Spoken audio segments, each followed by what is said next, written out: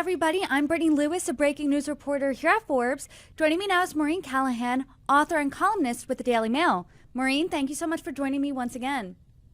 Thank you so much for having me back, Brittany. It's always great talking to you.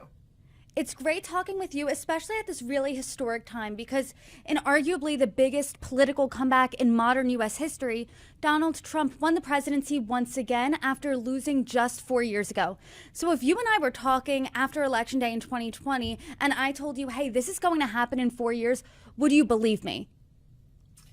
I don't know that I would have used that election day as a marker because that year was such an outlier with COVID, I think, really animating a lot of this very sellable idea the Dems had, which was this return to normalcy. And at that point, the Trump administration, it was just churn and burn with staffers.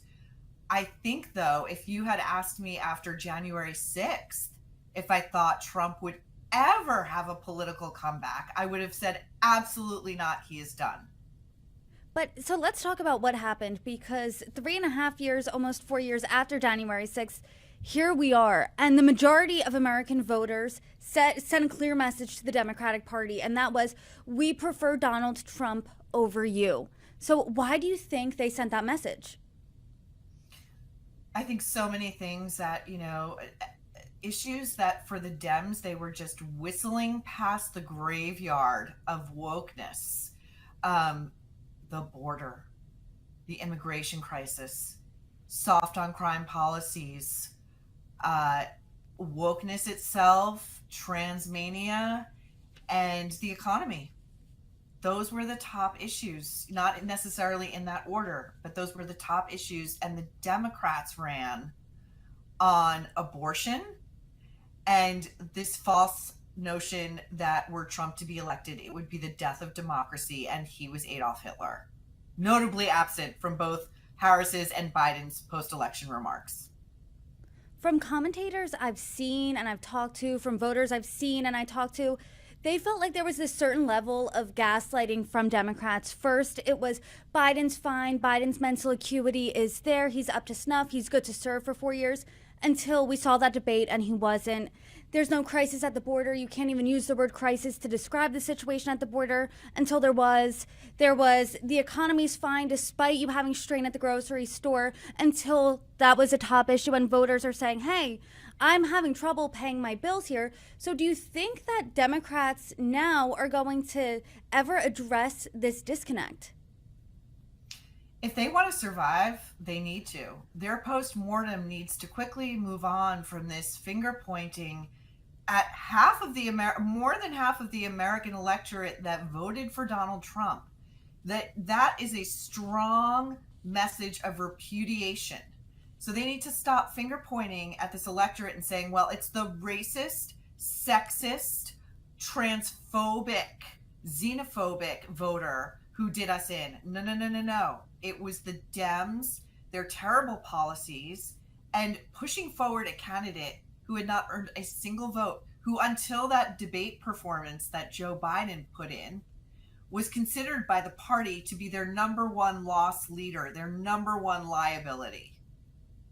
I was talking to a Democrat strategist on Wednesday right after the election, and she said something similar. She said, you can't obviously racism and all of those issues exist in our country, but you can't call over 70 million Americans all racist, all sexist.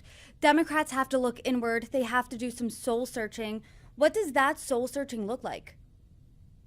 That soul searching looks like we need to dial into voters that in large blocks used to be ours but have long ago abandoned us. That is the working class, that is the non-college educated, that is the Hispanic bloc, that is the black male vote. You cannot run solely on abortion and identity politics. You have got to meet people where they are. And instead of calling them stupid because they have voted in their best interest, really take a hard look at who you are talking about and over, but not to and with. Let's talk about the demographic breakdown here, because Donald Trump outperformed in almost every single demographic. Kamala Harris did not outperform Biden from his 2020 results. So why were these groups, by and large, who were traditionally Democrats, now more receptive to Donald Trump's message, his third go-around? Well, I think a couple of things. One is we had exactly a compare and contrast. Everyone lived through Trump's first term and felt what that was like. The world was a much safer place until COVID. The economy was going gangbusters. There was not a crisis at the southern border. There was not a crisis of boys and girls sports or boys and girls spaces. And then you also have a candidate who very shrewdly met his voters where they were.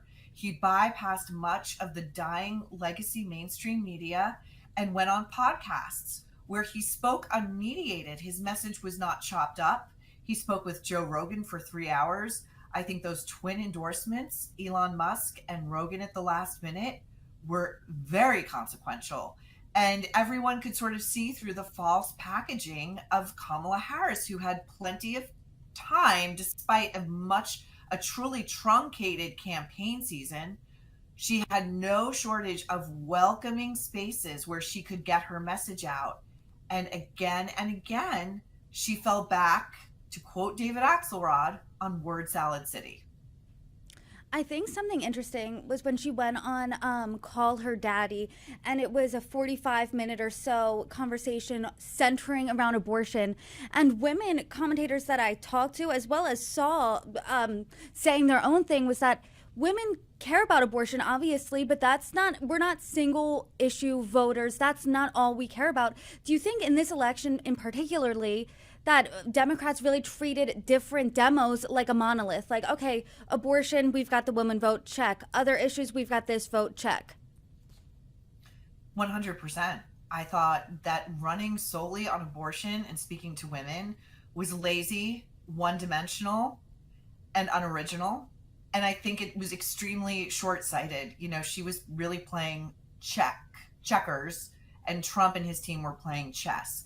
I also thought strategically it was a complete misfire to have her first one-on-one solo sit down. She sat with Tim Walz when she did CNN, but to do that with Call Her Daddy, a sex-centric podcast, that opened with the host Alex Cooper saying, "Hey, if you're looking for a conversation about the real issues, you shouldn't be coming to me."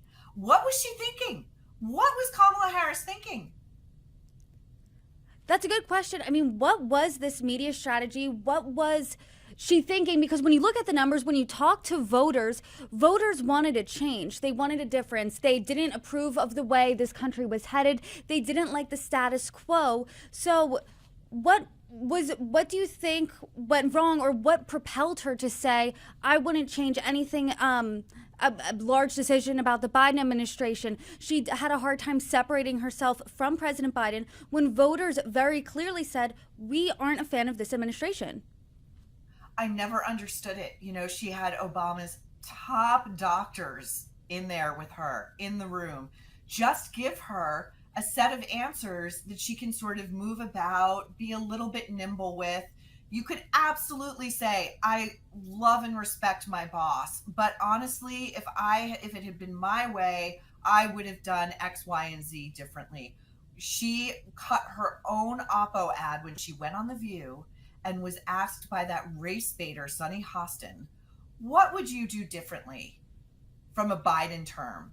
And Kamala sat there, paused for a moment, and then said, can't think of a single thing I'd do differently. Within hours, Team Trump had that Oppo ad cut and running nationwide. And that is all on Kamala.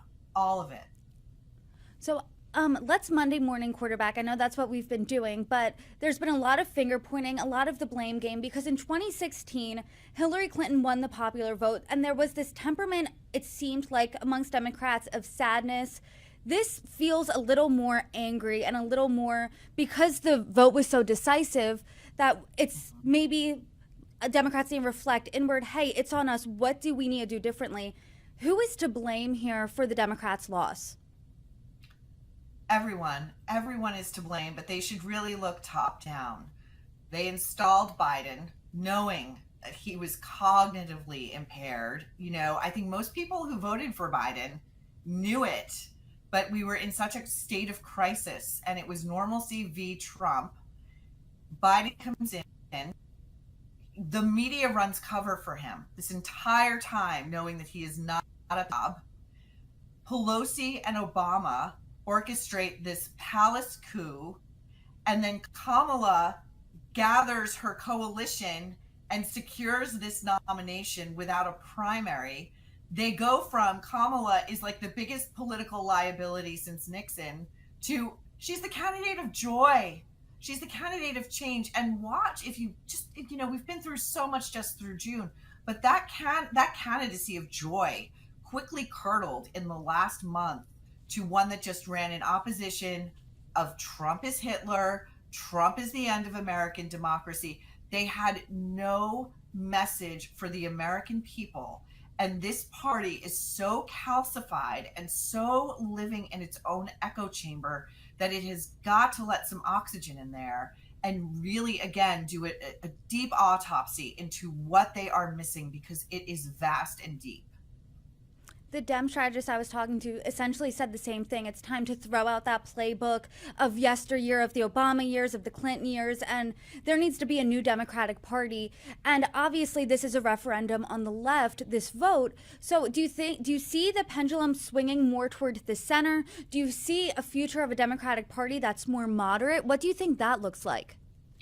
It's interesting, Brittany. I would hope so. But, for, again, a party that also messaged that it was Trump and people on the right, his voters, who are really divisive, who are tearing this country apart. It really is the messaging that's come from the left.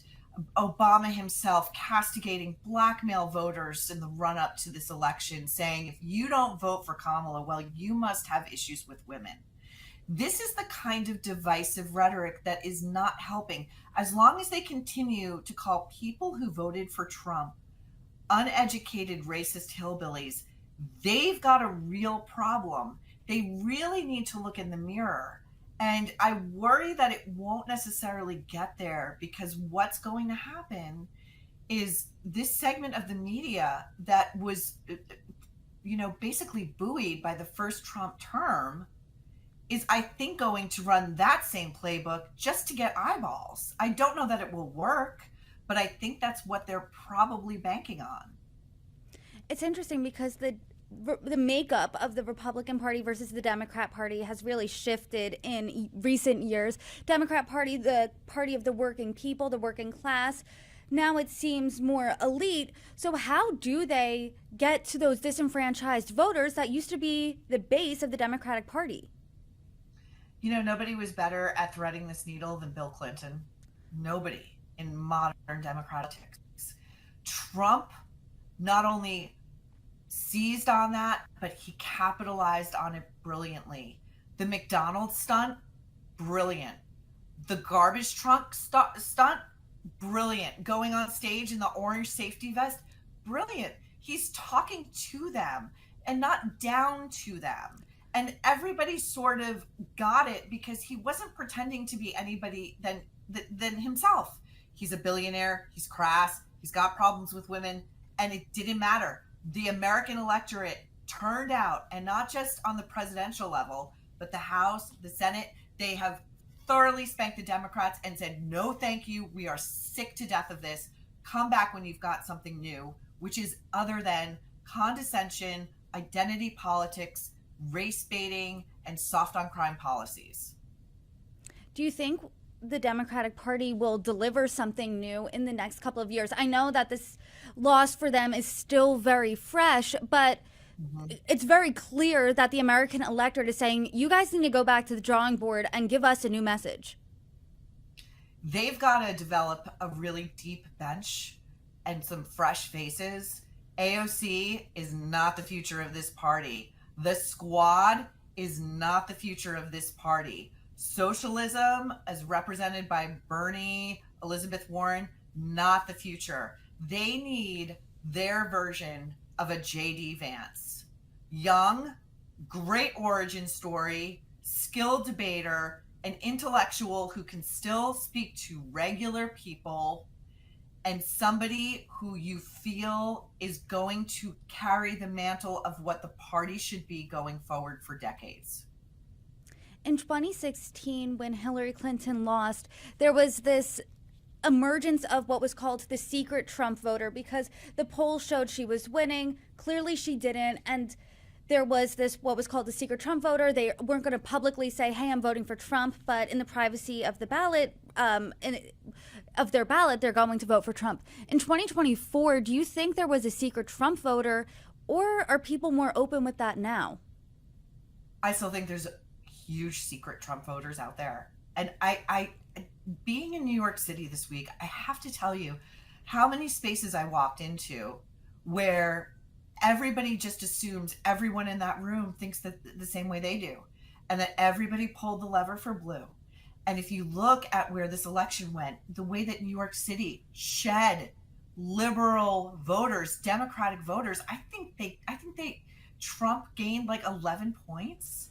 You know, those ads in those remaining days that had the secret Kamala voter who was a woman who was afraid to tell her husband she was voting for Kamala. I mean, that was like some really like wild, like, what world are we in? We live in a country where we have known for decades, the data bears this out.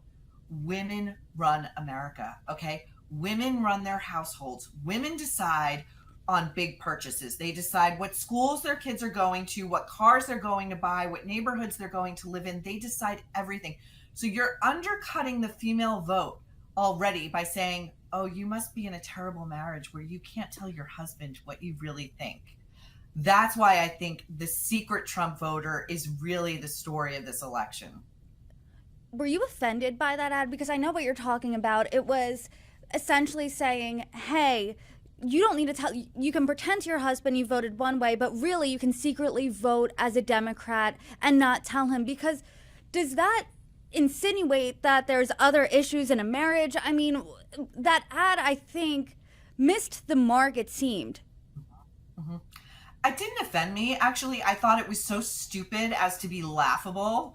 And I thought only someone like Kamala Harris, who is married to a man who we now know and have known for weeks, except for the mainstream media not covering it, knocked up the nanny, paid her $80K to go away, slapped an ex-girlfriend in public, is married to a guy who doesn't seem all that great. Among the many losses Kamala should sustain this year is that guy. She should divorce him.